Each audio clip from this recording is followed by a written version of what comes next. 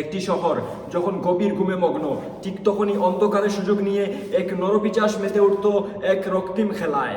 সাভারের প্রাণকেন্দ্র প্রশাসনের নাকের ডগায় একটি ভবন হয়ে উঠেছিল জমপুরি, যেখানে একের পর এক 6 জন মানুষের প্রাণ দিতে হয়েছিল এক ভয়ঙ্কর সাইকো কিলারের হাতে। হরর সিনেমার গল্প হার মানায় এই বাস্তব জীবন। দিনের বেলায় যে থাকতো ভবঘুরের বেশ ধরে, রাতের বেলা সে হয়ে উঠত এক ভয়ঙ্কর হিংস্র দানব। হত্যার পর মরদেহ পুড়িয়ে উল্লাস করা। সাভারের এই সিরিয়াল কিলারের এমন নৃশংসতা শুনলে শিউরে উঠবে যে কোনো সুস্থ মানুষ। থানা থেকে মাত্র 2 মিনিটের পথ, চারদিকে মানুষের কোলাহল, তার মাঝেই এক নির্জন কক্ষে একে একে মিলল 5টি লাশ। কে এই সম্রাট উর্ফে কিং খান? আর কেনই বা সে বেছে নিয়েছিল অসহায় নারী ও শিশুদের? সাভারের এই ভয়াবহ মৃত্যুপুরীর ভেতরের গল্প নিয়ে আমাদের আজকের এই প্রতিবেদন। সাভার সরকারি কলেজ সংলগ্ন একটি পরিত্যক্ত কমিউনিটি সেন্টারে গত কয়েক মাসে একের পর এক লোমহর্ষ হত্যাকাণ্ড ঘটেছে। সম্রাট হোসেন নামে এই সাইকো কিলার মোট 6 জনকে হত্যা করার কথা স্বীকার করেছে। তার শিকার হওয়া ব্যক্তিদের মধ্যে রয়েছে 3 জন নারী, 1 জন শিশু এবং 2 জন যুবক। সম্রাট প্রথমে তার টার্গেট ব্যক্তিকে অনুসরণ করত, এরপর নির্জন স্থানে নিয়ে গিয়ে গলায় মাফলার পেঁচিয়ে তাদের শ্বাসরোধ করে হত্যা করত। হত্যার পর মরদেহগুলো পরিত্যক্ত কমিউনিটি সেন্টারে নিয়ে গিয়ে সেখানে আগুন দিয়ে পুড়িয়ে দিত।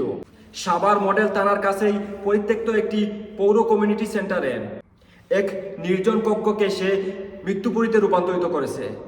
গত 5 মাসে এখান থেকে 5 জনের মরদেহ উদ্ধার করা হয়েছে, যার মধ্যে 4 জনের মরদেহ হয়েছিল পোড়া। 29 আগস্ট অজ্ঞাত এক যুবকের মরদেহ উদ্ধার করা হয় হাত পা বাঁধা অবস্থায়। 19 ডিসেম্বর টয়লেটের ভিতর থেকে এক যুবকের মরদেহ উদ্ধার করা হয়। 11 অক্টোবর অজ্ঞাত এক নারীর মরদেহ উদ্ধার করা হয়। সর্বশেষ এক শিশু সহ 2 নারীর পোড়া মরদেহ উদ্ধার করে পুলিশ। এছাড়া ঢাকা অরিচা মহাসড়কের পাশ থেকে আরও একজনের মরদেহ উদ্ধার করা হয়। জনমনে আতঙ্ক। থানা ও আর্মি ক্যাম্পের পাশেই এমন একটি নৃশংস ঘটনা ঘটে যাওয়ায় স্থানীয় বাসিন্দা ও সাভার কলেজের শিক্ষার্থীরা চরম নিরাপত্তা ঝুঁকিতে রয়েছে এবং আতঙ্ক প্রকাশ করেছে। পুলিশ সম্রাটকে গ্রেফতার করেছে এবং সে প্রাথমিক জিজ্ঞাসাবাদে এই 6টি হত্যাকাণ্ডে জড়িত থাকার কথা স্বীকার করেছে।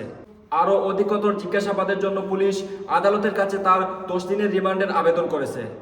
সাভারের পরিত্যক্ত কমিউনিটি সেন্টারে ঘটে যাওয়া এই সিরিয়াল কিলিংয়ের ঘটনা আমাদের চোখে আঙ্গুল দিয়ে দেখিয়ে দিয়েছে যে আমাদের সামান্য অসতর্কতা বড় বিপদ ডেকে আনতে পারে। অপরাধীদের হাত থেকে বাঁচতে এখন আমি যে বিষয়গুলো বলবো সেই বিষয়গুলোতে অবশ্যই লক্ষ্য করবেন এবং সেই বিষয়গুলো মেনে চলার চেষ্টা করবেন। নির্জন পথ এড়িয়ে চলুন। সন্ধ্যার পর বা রাতে চলাচল করার সময় পরিচিত এবং জনবহুল রাস্তা ব্যবহার করুন। খুব বেশি প্রয়োজন না হলে পরিত্যক্ত ভবন, ঝোপঝাড় বা অন্ধকার গলি দিয়ে যাতায়াত করবেন না। অপরিচিত ব্যক্তিদের সাথে দূরত্ব বজায় রাখুন। রাস্তায় অপরিচিত কেউ সাহায্যের নাম করে বা কোনো অজুহাত দেখিয়ে আপনার সাথে কথা বলতে চাইলে সতর্ক থাকুন। অপরিচিত কারোর দেয়া খাবার ও পানীয় গ্রহণ করবেন না।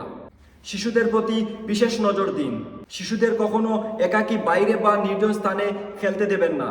স্কুল বা বাইরে যাতায়াতের সময় বিশ্বস্ত কেউ যেন তার সাথে থাকে, সেই বিষয়টি নিশ্চিত করুন। একা যাতায়াতে সতর্কতা। যদি একা কোথাও যেতে হয় তবে পরিবারের কাউকে নিজের অবস্থান বা লোকেশন সম্পর্কে জানিয়ে রাখুন এবং ফোনে লাইভ লোকেশন শেয়ার করার ফিচারটি ব্যবহার করতে পারেন। পরিত্যক্ত স্থান সম্পর্কে তথ্য দিন। আপনার এলাকায় কোনো পরিত্যক্ত বাড়ি বা ভবন অপরাধীদের আস্তানা হিসেবে ব্যবহৃত হচ্ছে কিনা সেদিকে খেয়াল রাখুন। সন্দেহজনক কিছু দেখলে সাথে সাথে স্থানীয় প্রশাসন বা পুলিশকে জানান। যে কোনো বিপদে তাৎক্ষণিক সাহায্যের জন্য 999-এ কল করুন। এছাড়া স্থানীয় থানার নাম্বারটি আপনার ফোনে সেভ করে রাখুন, বিপদে কাজে আসবে। তো প্রিয় দর্শক, এখনকার মতো এই পর্যন্ত। দেখা হচ্ছে পরবর্তী প্রতিবেদনে। ততক্ষণ সবাই সাবধান থাকুন, সতর্ক থাকুন। Take care. আল্লাহ হাফিজ। আসসালামু আলাইকুম রহমতুল্লাহি ওয়া বারাকাতুহু।